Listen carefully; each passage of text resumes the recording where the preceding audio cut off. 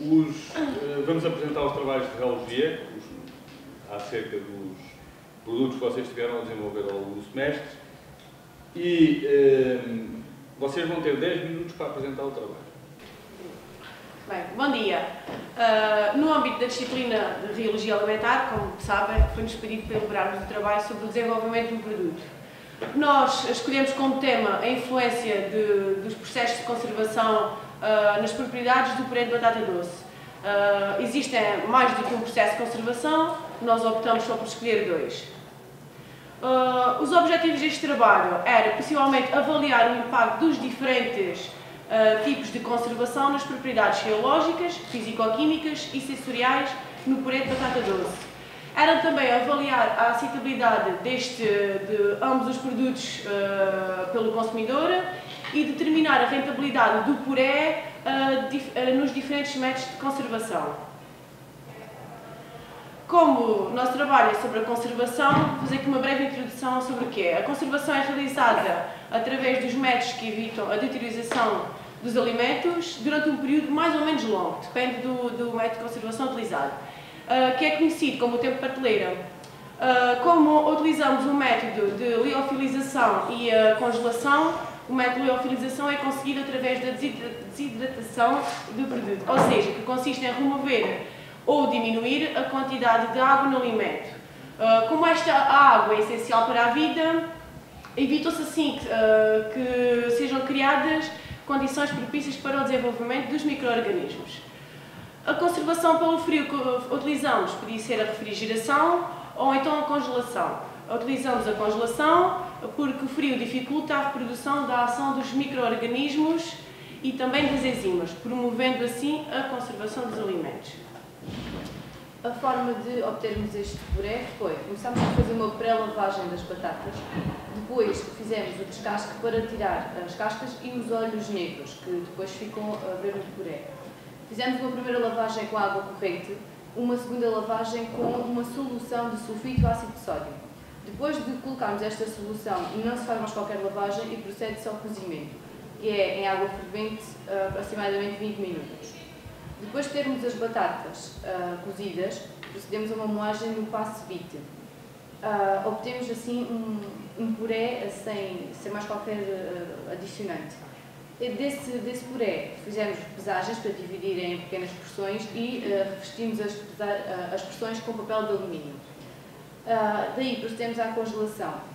O puré congelado usa-se para proceder depois à junção dos outros aditivos e ficar pronto para comer, e usa-se também para liofilizar, que depois de estar liofilizado é triturado e ficamos então com o puré em pó. Desse puré congelado, vamos juntar a 61,6 gramas do puré congelado, juntamos 66,6 ml de leite, não juntamos água e colocamos margarina, sal e noz moscada a gosto. Desta junção obtemos 100 gramas de puré. Já no liofilizado, basta-nos 23,5 gramas de puré liofilizado, com 47 ml de leite, 94 de água, novamente margarina, sal e noz moscada a gosto. Também desta junção se obtém 100 gramas de puré. A diferença é que, para o consumidor, basta-lhe comprar 23 gramas de liofilizado, é muito menos do que as 61 do congelado, e obtém sempre 100 gramas. Porém, para se fazerem 23 gramas de liofilizado, tem que se gastar 99,2 do congelado. A diferença está aí. É que para quem compra, pode comprar menos e obtém a mesma quantidade, mas para quem é o produtor, tem que gastar maior quantidade de congelado para obter aquelas gramas do liofilizado. O nosso trabalho foi sobre o pão de piso da sorda de alho. Está aqui uma imagem do produto final. Os objetivos a que nos propusemos foram o estudo das diferenças nas características sensoriais e biológicas no pão do piso da sorda de alho. Fizemos 2 amostras, uma com azeite e outra sem azeite. E o outro objetivo seria introduzir o produto desenvolvido no mercado.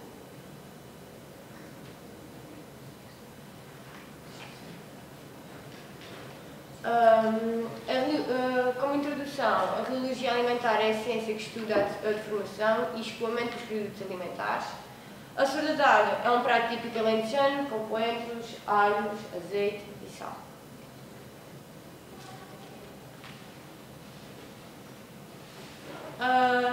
Definições. A sorda de alho é um prato típico alentejano, como já tinha dito. Deita-se o azeite, espera-se um bocadinho e depois deita-se água a ferver. Ligam-se então as sopas de pão, podem cozer ovos, bacalhau na água, que vai servir para a sorda.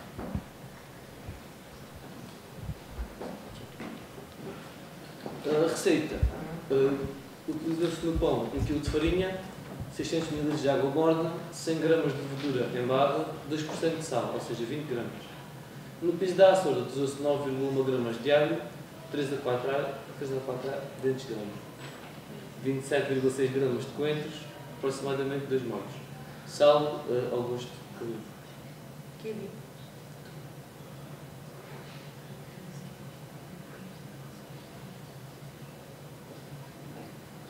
O pão, coloca-se 1 kg de farinha na batedeira, adiciona-se 600 ml de água morna, dissolve-se a levedura em barra numa pequena quantidade de água e adiciona-se posteriormente na batedeira.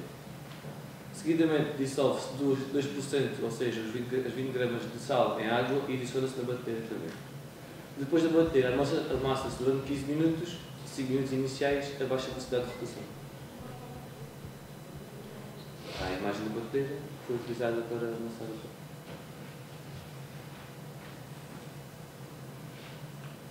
O piso de sorda de alho é feito no almofariz, onde se pisa os coentros, alhos e um pouco de sal para ajudar à libertação dos sucos. Depois de amassado o pão, coloca-se 10 minutos na estufa para levedar, mistura-se a massa do pão com o piso, e na altura que se mistura com o piso, pode-se fazer o pão com azeite, mistura-se azeite também ou não. E, seguidamente, coloca-se aproximadamente 45 minutos no forno.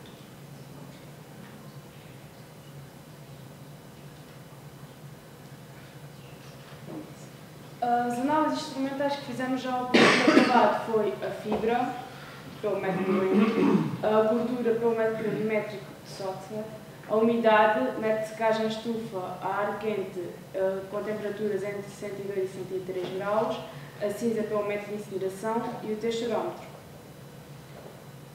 Quanto ao tratamento estatístico dos dados, temos este quadro em que diz que os resultados, as médias das análises, são todas significativas. Tem algum significado. Na gordura e na umidade é que se apresentam diferenças, como seria de esperar, porque o pão com azeite apresenta maior gordura, logo damos aí o A e o B diferente. E na umidade, o pão com azeite também apresenta maior umidade em relação ao pão sem azeite. Bom dia a todos. Nós desenvolvemos um trabalho no âmbito da disciplina de Biologia Alimentar, que é a textura de boas palavras, ou seja, os calamares. O objetivo deste estudo é obter um produto final com mais elevado nível de aparência e de atributos salutícios, em energias fanados. Estas foram envolvidas em pomes com diferentes farinhas de trigo, arroz e milho, com ou sem amido de milho e com levedante, ou seja, que é bicarbonato de sódio. A aceitabilidade dos produtos finais panados é determinada pelas características da textura da capa, que envolve o substrato, ou seja, o alimento. Efetivamente, um número crítico de características das capas, como seja a aparência, a cor, o caráter saladiço, a aderência ou o flavor, influenciam a aceitabilidade do consumidor em relação aos alimentos panados. Devido à relação que existe entre as elevadas quantidades de gordura ingerida no regime alimentar e algumas doenças, como sejam a hipertensão cardiovascular e alguns tipos de cancro, em recentes décadas tem havido uma crescente consciencialização pela necessidade de reduzir o consumo em gordura. O uso de farinha de arroz e milho e no sentido de alcançar um produto funcional para os consumidores de doença celíaca. Aqui está a nossa tabela com os diferentes povos, ou seja, foram as diferentes receitas que a gente utilizou. Em que o conteúdo em sal em bicarbonato de sódio e em amido de milho foi igual para todas. As diferenças estão no tipo de farinha, visto que a forma no quadro é para celíacos, tem então farinha de arroz e de milho. As proporções de água também são diferentes para todas. É a grande diferença nas nossas fórmulas. Isto até é o procedimento de fabrico. Tínhamos as lulas, em que polvilhámos as lulas com farinha, mergulhámos as lulas no pomo, que é naquelas várias parecidas que mostrei, esperámos 1 minuto. Foi a um banho a 75 graus durante 30 segundos, que antes de efetuar a coagulação. Depois ao micro-ondas, 30 segundos, micro-ondas 70 watts, arrefeceu, 700 watts, desculpa, arrefeceu. Seguido foi ao congelador, menos 18 graus durante 7 dias. Por último, fritámos com azeite, que é uma grande diferença, por visto que os calamares atuais são fritos em óleo, durante 2 minutos a 190 graus. De seguida, fizemos uma prova, uma ficha de prova para os provadores, que era para provarem as lulas penadas, onde os resultados verificámos relativamente à cor, foi a receita 1, apresentou mais cor. Relativamente à homogeneidade da cor, também foi a receita 2.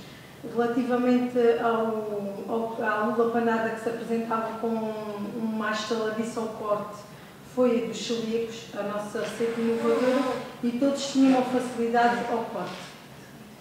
Depois, relativamente à aderência ao pólimer, temos o pólimer 1, que foi o que teve uma melhor aderência. Relativamente à suculência do calamar, foi analisado que foi a lula a receita 2. Relativamente a ser estaladiço, foi considerado praticamente todos os pólimeros.